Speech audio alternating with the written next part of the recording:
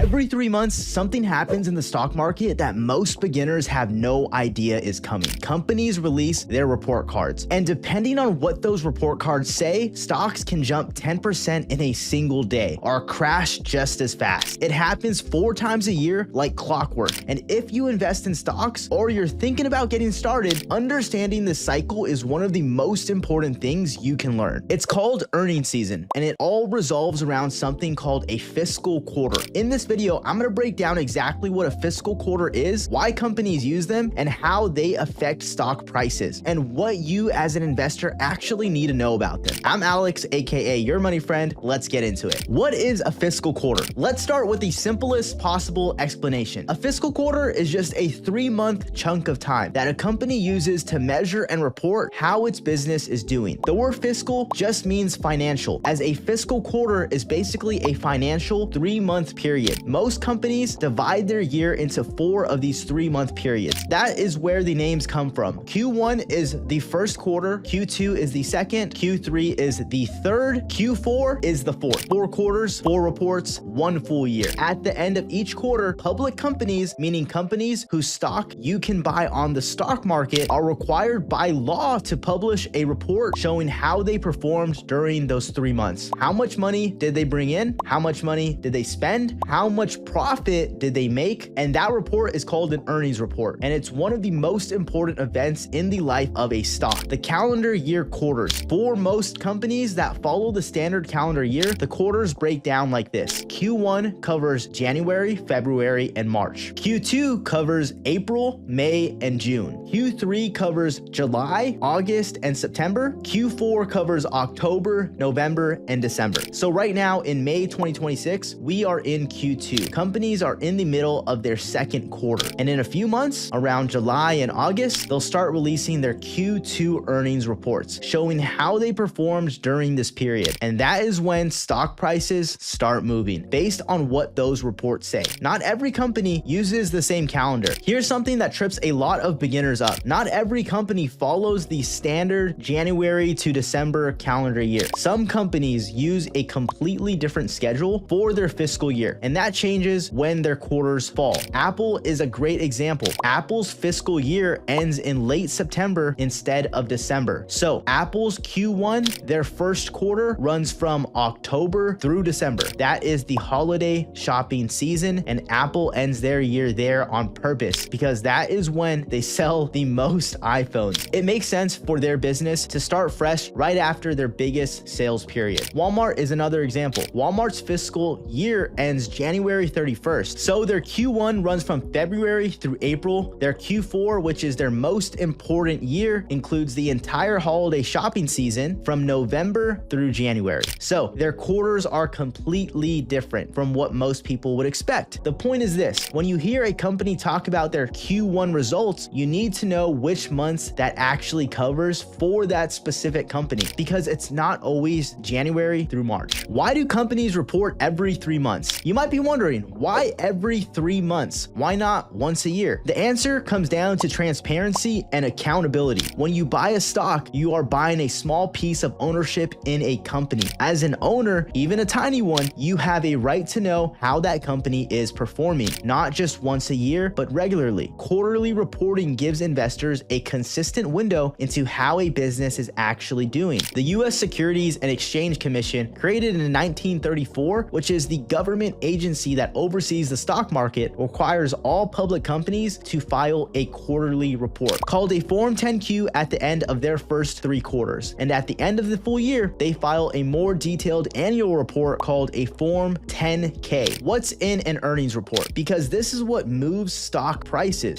The most important numbers in any earnings report is earnings per share, or EPS. This is the company's total profit divided by the number of shares that exist. It tells you how much profit the company made for each share of the stock. The second most important number is revenue. Revenue is the total amount of money the company brought in during the quarter before any expenses are taken out, just the raw sales number. But here's the thing that most beginners don't realize. The actual numbers in the report are not what move the stock price. What moves the stock price is whether those numbers were better or worse than what analysts expected. If the company beats those those estimates, meaning they did better than expected, the stock usually goes up, sometimes significantly. If the company misses those estimates, meaning they did worse than expected, the stock usually goes down, and sometimes significantly. How earnings season actually moves stocks. Let's look at some real examples from Q1 2026 earnings season, which literally just wrapped up. Goldman Sachs reported a 19% increase in profitability in Q1 2026. And that's a strong result, and it was a positive signal for the entire banking sector at the time. Investors were also paying close attention to Walmart earnings because Walmart gives people a real-world look at how everyday Americans are spending money. When consumers start pulling back on groceries, household items, or discretionary purchases, it can signal weakness in the broader economy. But when Walmart reports strong sales, it usually tells investors the consumer is still holding up. That is why retail earnings like Walmart matter so much for understanding the bigger macroeconomic picture. Overall, Q1 2026 was a strong earnings season. The S&P 500, which tracks the 500 largest US companies, saw earnings grow roughly 13% compared to the same quarter last year. About 73% of companies beat analyst estimates. That's above the historical average, and it helped push the stock market higher during April. The seasonality effect. Different businesses have different business seasons, and that makes comparing quarters tricky. Think about a retail store. They probably make a huge chunk of their annual revenue in Q4, the holiday shopping season. If you compare their Q1 results to their Q4 results, Q1 would look terrible. But that doesn't mean the business is struggling. It just means Q1 is always slower for retail. And this is why analysts and investors almost always compare a company's current quarter to the same quarter from the previous year, not the quarter that just ended. Comparing Q1 2026 to Q1 2025 gives you a much more accurate picture of whether the business is actually growing. This is called a year-over-year comparison, and it is the standard way earnings results are discussed in financial media. So when you hear something like Company X reported earnings up 15%, that almost always means 15% higher than the same quarter last year. What this means for you as an investor. Okay, so now you understand what fiscal quarters are and how earnings reports work. What do you actually do with this information? A few practical things. First, know when your companies report. Every company has a specific date when they release their quarterly earnings, and you can find these dates on any financial website or investing app. Second, do not panic when a stock drops on earnings. Sometimes a stock drops after a good earnings report because the guidance disappointed. Sometimes it drops because the market had already priced in the good news before the report came out. A single earnings report is one data point in a much longer story. Don't make major decisions based on one quarter. Third, pay attention to the trend over multiple quarters. One good quarter does not make a great company, and one bad quarter does not make a failing one. What matters is the direction over time. Is revenue growing consistently? Are earnings improving quarter over quarter and year over year? That trend tells you much more than any single report. And fourth, remember that earnings season creates volatility. 4 times a year, the market gets a flood of new information all at once. Stocks move more during earnings season than at almost any other time. So if you are a long-term investor, the volatility is mostly noise. The tools worth having for earnings season. Having the right platform makes it a lot easier to actually follow along in real time. 2 worth knowing about. WeBull has a built-in earnings calendar that shows you exactly when every company you are watching is set to report. And you can actually set alerts so you never miss any earnings date. The analyst estimates right inside the app and track how the stock reacts the moment the report drops. If you want to stay on top of earnings season without having to dig through multiple websites, WeBull puts everything in one place. Public.com is worth considering if you want to go a little deeper. Their Alpha AI tool, which is free for all users, lets you ask questions about any company's earnings history, get breakdowns of recent results, and understand what analysts are saying about a stock before and after it reports. For a beginner trying to make sense of earnings reports without a finance background, having an AI research tool built right into your investing app is genuinely really useful. Both are free to get started. Links for both are in the description down below. These are affiliate links, which means we earn a small commission if you sign up through them at no extra cost to you, and that is what keeps this channel going. So we really appreciate it. Fiscal quarters are one of those foundational concepts that makes everything everything else in investing easy to understand once you get them. Every 3 months, companies show their cards, the market reacts, stocks move, and the cycle starts again. Q2 2026 is happening right now. Q2 earnings season kicks off in July, so now you know exactly what to watch out for and why it matters. If this video helped you out, hit that like button and subscribe, and tell us what topics you want to hear next. We post new videos every week here on Your Money Friend, covering investing, money, and everything in between in a way that actually makes sense. That's it from me, Alex, aka Your Money Friend. I'll see you in the next one. Peace.